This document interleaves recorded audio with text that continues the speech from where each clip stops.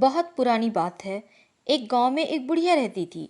वह गणेश जी की बहुत बड़ी भक्त थी, लेकिन उसकी बहू को यह पसंद नहीं था।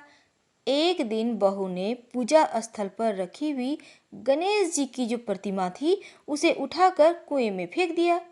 अब बुढ़िया बहुत दुखी हो गई। वह गांव छोड़कर चली गई। रास्ते में उसे जो भी मिला, वह उससे गणेश जी की मूर्ति बनाने को कहती। अब उसकी बात किसी ने सुनी नहीं। वह चलते चलते राजा के महल के बाहर पहुंच जाती है। वहां देखती है कि एक कारीगर महल बना रहा है। बुढ़िया उस कारीगर से मूर्ति बनाने को कहा तो कारीगर ने मना कर दिया। उसने बुढ़िया का अपमान कर उसे वहां से भगा दिया। अब बुढ़िया वहां से चली जाती है, लेकिन महल टेढ़ा हो जाता है।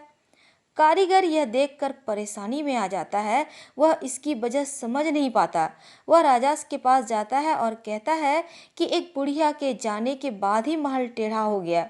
राजा भी गणेश जी का बहुत बड़ा भक्त था। वह अपने कारिंदों से बुढ़िया को महल में बुलवाता है और कहता है कि मैं तुम्हारे लिए गणेश जी का मंदिर बनवाऊंगा। राजा ने गणेश जी का मंदिर बनवा दिया। तभी उसका महल सीधा हो गया। इस तरह जैसे भगवान गणेश ने राजा और बुढ़िया पर कृपा बनाई, वैसे ही सब पर भक्तों पर कृपा बनाए रखे। बोलो गणेश महाराज की जय।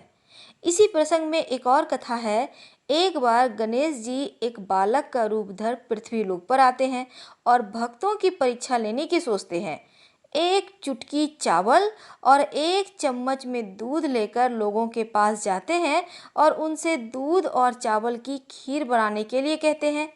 एक चुटकी चावल और थोड़े से दूध की खीर, भला सुनकर लोग हंस रहे हैं। भला ऐसे कैसे बनेगा? बहुत भटकने के बाद भी किसी ने खीर नहीं बनाई। आखिर एक गांव में एक बुढ़िया को उन पर दया आ गई और वह कहती है, ला बेटा, मैं बना देती हूँ खीर। ऐसा कहकर वह छोटी कटोरी ले आई। यह देखकर बालक रोता है, अरे माँ, इस कटोरी से क्या होगा, कोई बड़ा बर्तन लेकर आओ। अब बच्चे का मन रखने के लिए बुढ़िया बड़ा बर्तन ले आती है। अब बालक उसमें चावल और दूध उड़ेलता है। देखते ही देखते वो बर्तन भर जाता है। इसके बाद भी चुटकी भर चावल और चम्मच भर दूध खत्म नहीं होता। बुढ़िया एक एक कर घर के सारे बर्तन ले आती है, सब भर जाते हैं, लेकिन चुटकी भर चावल और चम्मच भर दूध खत्म ही नहीं होता। तब बालक बुढ़िया से कहता है वह खीर बनाने के लिए सामग्री को चूल्हे पर चढ़ा दे और गांव में जाए और सबको खाना खाने का निमंत्रण दे, और जब खीर बन जाए तब उसे भी बुला लेना। बुढ़िया वैसा ही करती है। सारा गांव आता है और खीर खाकर चला जाता है, लेकिन उसके बाद भी खीर बच जाती है। बुढ़िया पूछती है वह इसका क्या करे।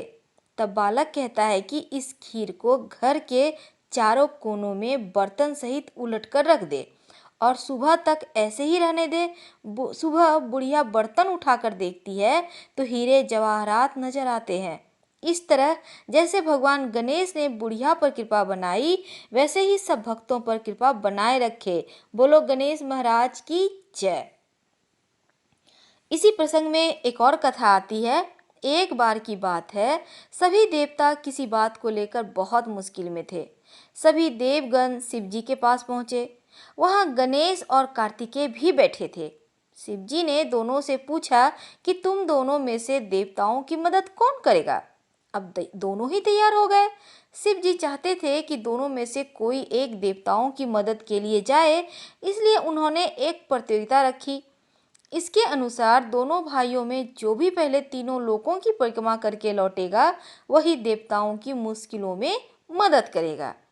अब शिव जी की बात सुनकर कार्तिकेय जी तो अपनी सवारी मोर पर बैठकर तीनों लोकों की परिक्रमा करने निकल जाते हैं, लेकिन गणेश जी वहीं अपनी जगह पर खड़े रहे और सोचने लगे कि वह मूसक पर बैठकर कैसे तीनों लोकों का चक्कर लगाएंगे।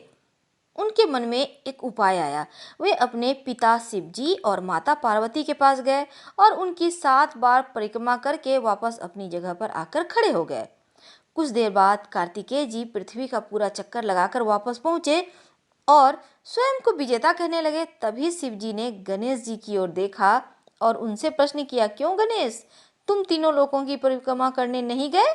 तब गणेश जी ने उत्तर दिया, माता और पिता में ही तीनों लोक बसे हैं, इसलिए मैंने आप दोनों की ही परिक्रमा कर ली।